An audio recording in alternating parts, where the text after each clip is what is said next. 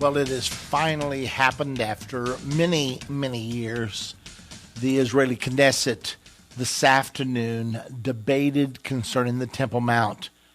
Let me just read a little bit of it so you can get the exact flavor of it. The article comes from Israel National News today. Knesset Temple Mount debate tackles Jewish prayer rights. Tuesday night saw an historic Knesset debate on the issue of freedom of religion and Israeli sovereignty on the Temple Mount, Judaism's holiest site.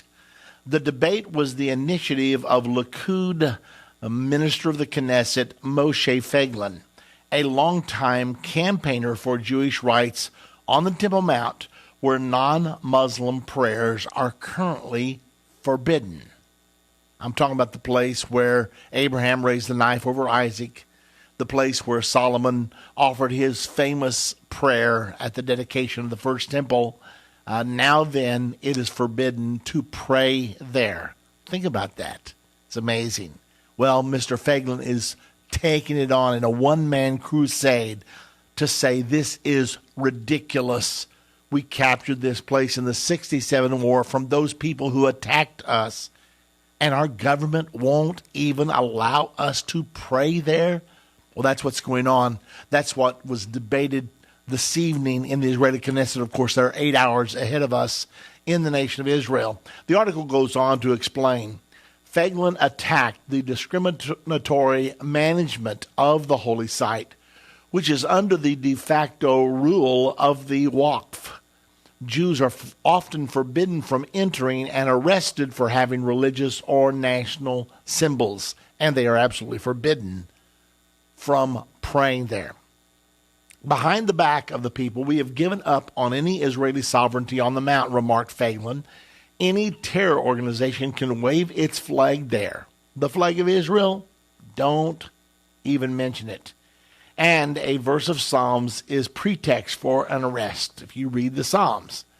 The police even recommend taking the kippah off your head. When we run from the Mount, we lose the legitimacy to our presence in Tel Aviv, argued Feiglin. The Temple Mount is like the heart in the organs, and the MK, quoting poet Yuri Zvi Ginsburg's famous line, "Whoever rules the Mount rules the country." Feiglin called on Prime Minister Benjamin Netanyahu to immediately apply Israeli sovereignty over the Temple Mount and to halt the destruction of antiquities at the site by the Waqf. I call on the government of Israel to stop the discrimination and the embarrassment of Jews in entering the Mount and on the site, declared Feiglin. He further called on the government to allow free access to all Jews to the Temple Mount from every gate and prayer on the Mount as required by it being part of the state of Israel, the Jewish state, which stipulates freedom of worship. By the way, Israel did annex East Jerusalem in 1980. And so what he is saying is absolutely true. It is part of the state of Israel. And in Israel, they have freedom of religion. Now, this next part, notice it carefully. Netanyahu supported Jewish rights to the Temple Mount in 1994. Of course, Netanyahu is now Prime Minister of Israel.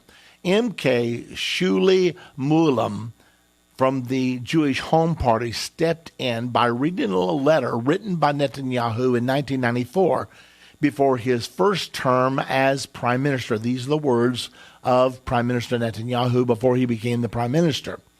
In the letter, Netanyahu wrote, "The right of the Jewish people over its holy site, the Temple Mount, cannot be questioned. I think that Jewish prayer rights at the site must be arranged, all the more so because we give freedom of religion to all religions in Jerusalem." Mualim added, "When Jews can't go pray freely at the Temple Mount, it is clear that the Temple Mount is not in our hands. From the debate today must come a declaration calling to allow every Jew to pray on the Temple Mount at any hour." Now, you're hearing what went on in the Israeli Knesset today. Of course, the Knesset is their parliament or their Congress. MK Miri Regev joined in, saying, "Everyone in the state of Israel will be able to go up and pray at their holy place." She called for the Temple Mount to be managed like the cave of Machpelah in Hebron, where Jews and Muslims have rotating days to pray. However, there was opposition. Arabs and leftists were opposed to what went on at the Knesset today. Leading up to the debate, riots broke out on the Temple Mount Tuesday morning as Arabs threw rocks and firecrackers at police when they opened the Rambam Gate, the only entrance through which Jews are permitted to enter. As a result, police reportedly closed the site to Jews. So the Arabs threw rocks and firecrackers and were rewarded by the Jews not being allowed to go up there. I wonder why they didn't arrest the people throwing the rocks and the firecrackers. Makes no sense to me. Rabbi Chaim Richman, international director of the Temple Institute, argued that the riots were directly related to the Knesset debate, commenting on the very day upon which the Israeli Knesset would be considering this very issue. We see before us today a stark reality check and a lesson on who is really sovereign on the Temple Mount. Response to the Knesset debate was also heard from Jordan's parliament, where Islamists in the opposition called on the government to freeze the 1994 peace treaty with Israel. Now, not all MKs agreed with Feiglin on Tuesday night that Jews should have equal rights to the Temple Mount and that the holiest site in Judaism should be part of the Jewish state. MK Zehava Galion, who is of the Moretz party, spoke in the debate saying Jews have rights to the site, but that she distinguishes between the right and exercising the right. Okay, we have rights, but she's against exercising that right. The far-left MK accused Feiglin of having an agenda to make provocation and derail the national process of peace talks. She added that sovereignty over the Temple Mount won't be obtained or attained by your provocations. Haredi MK Yitzhak Cohen added his voice to the opposition against Jewish prayer rights at the site, saying, "You're trampling on the holiest place to the Jewish people." Haredi Jews largely believe that Jews should not visit the Temple Mount at the present time due to the holiness of the site and the fact that most people are ritually impure according to Jewish law. Of course, what they're talking about there, the Bible requires that before you go up to the house of the Lord, of course there is no house of the Lord there now, but before you go up to the house of the Lord, you are to be purified from contact with a dead body. The entire 19th chapter of the book of Romans is devoted to this subject, and it states there that in order to be purified after you have had contact with a dead body, which means you've walked through a cemetery, you've been in a hospital where someone died, you've visited a funeral home, someone died in your house, all of these things would mean you have had contact with a dead body. So consequently, you have to go through a purification process before you can go up to the temple, up to the house of the Lord.